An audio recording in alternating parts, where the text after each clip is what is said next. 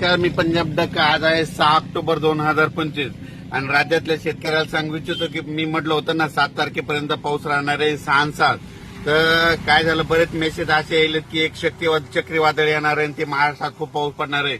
मग माझे महाराष्ट्रातल्या शेतकऱ्याला एक सांगायचं की कोणतं शक्ती चक्रीवादळ आपल्याकडे येणार नाही, काही घाबरायची चिंता नाही, काही नाही.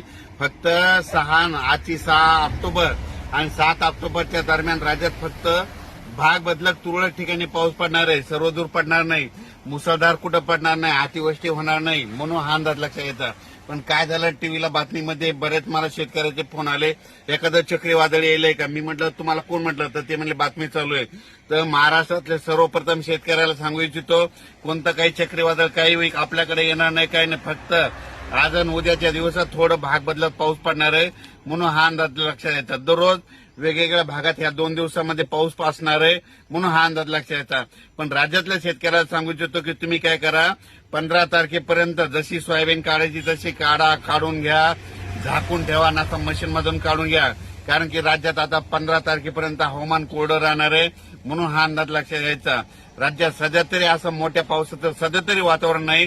फक्त पाऊस पडणार आहे, अर्ध्या तासाचा पडेल, 10 मिनिटाचा पडेल, 20 मिनिटाचा पडेल, कुठं रिमझिम पडेल, पण सर्वदूर असं सगळीकडे पाऊस पडणार नाही, म्हणून हा अंदाज लक्षात घ्यायचा. म्हणजे सांगायचं झालं तर पूर्व विदर्भ, पश्चिम विदर्भ, दक्षिण महाराष्ट्र, उत्तर महाराष्ट्र, कोकणपट्टी, खानदेश, मराठवाडा म्हणजे ह्या सगळ्या ह्या सगळ्या विभागामध्ये 42,000 गाव येतं. तर ह्या 42,000 गावामध्ये सगळीकडे पाऊस नाही पडणार, फक्त 10,000 गावामध्ये पाऊस पडेल, सगळीकडे काही पडणार नाही. त्याच्यामुळे काही चिंता करायची गरज नाही. जसं तुम्हाला सोयाबीनला वेळ भेटेल तुम्ही काय करा, तसं सोयाबीन काढून घ्या आणि जसं दुपारपर्यंत काढा, वाटल्यास उचला, गोळे लावून घ्या.